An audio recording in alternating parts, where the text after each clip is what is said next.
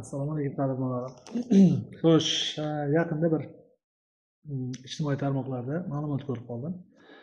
Mas'ul vakillardan biri prezidentimiz tomonidan yaratilayotgan imkoniyatlar barcha o'qituvchilarga bir xilda.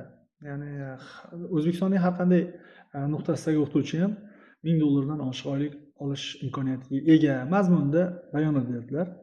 Xo'sh, bu bayonotni o'qib to'g'risi xayolimdan bir narsa o'tdi. Masalan, keyin ma'lumotlarni tekshirib chiqdim. Qayerda nechta maktab borligi borasida. Masalan, Samarqand, Urgut tumanida 150 ta, Qashqadaryo, Qamashida 110 ta, Samarqand, Ishtixonda 100 ta va Namanganda 70 ta shunday tumandagi maktablar soni. Xo'sh, maktablar soni nima aloqasi, ahamiyati bor degan bo'lsangiz, har bir nima deydi, tumanlarda juda ham yaxshi rag'batlantirish maqsadida vazir ustamasi yoki fan olimpiadalari kabi darslar tashkillashtirilgan. Xuddi shu vazir ustamasi fan olimpiadasini bog'lab qo'yilgan jihati tumandagi o'qituvchilar sonidan kelib chiqadi. Tumandagi, ma'lum bir hududdagi emas. Ya'ni 150 ta maktabi bor tumanlarda o'qituvchisi bilan, masalan, tumanimiz, respublikamizning boshqa shahar markazlari, shaharlar yoki tumanlarda shunaqa ma'lumotlar bor. Masalan, Buxoro, Qorovulbozorda 18 ta. Adashmayotgan bo'lsam, endi ma'lumot 20 tadir, 18 ta shu atrofda. G'ozg'on shahrida 2 ta, 3 ta maktab deyilgan. Sirdaryo viloyati Shirin shahrida 4 tagina maktab bor. 4 ta maktabi bor shaharda o'qituvchisi bilan 150 ta maktabi bor tumanda o'qituvchisiga berilayotgan imkoniyatlar moliyaviy jihatdan qo'llab-quvvatlovni nazarda tutyapman bir xil. Ularda raqobatchi. Masalan aytaylik, 9, 10, 11 sinf asosiy fan olimpiadasi belashayotgan bo'lsa, xo'p, har birida 3 tadan o'rin bo'lsa, 9 ta o'rin berilgan 150 ta maktabi bor Urgut shahriga, Urgut tumaniga. Xuddi shunday imkoniyat Shirin shahriga ham berilgan. 4 ta maktabi bor, lekin 9 ta o'rin berilgan. Xo'p, o'rinlar nima aloqasi bor? 823-sonli qaror bo'yicha xabarimiz borki, o'qituvchilarni moliyaviy qo'llab-quvvatlash uchun shunaqa bandi bor. Ya'ni o'quvchisi olimpiadada o'rin olgan bo'lsa degan joyi. Yuqoridagi Urgut tumani o'qituvchisi bilan Shirin shahrining o'qituvchisini endi o'zingiz tasavvur ko'rsangiz bo'ladi.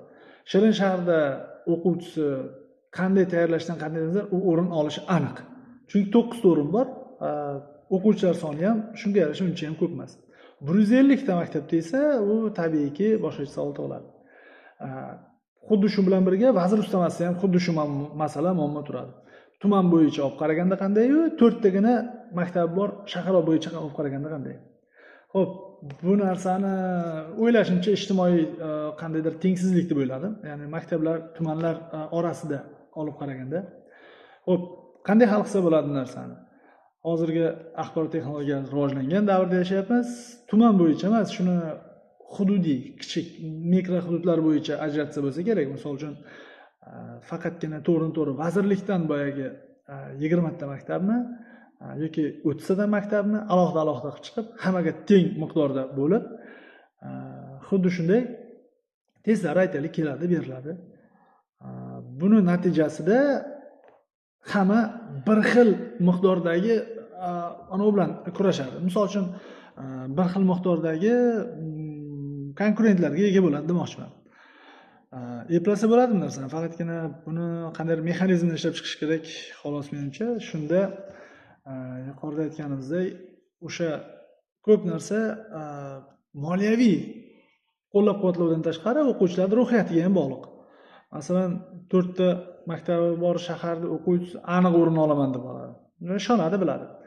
Endi Urgut, Qamashi, Ishtixon yoki Namangan shaharlaridagi anchagina bilimi zo'r bo'lgan bolalarcha, ular borayotganda juda ko'pchiligi balki o'ziga ishonmasdan boradi. Baribir 100 taning ichidan olish juda qiyin.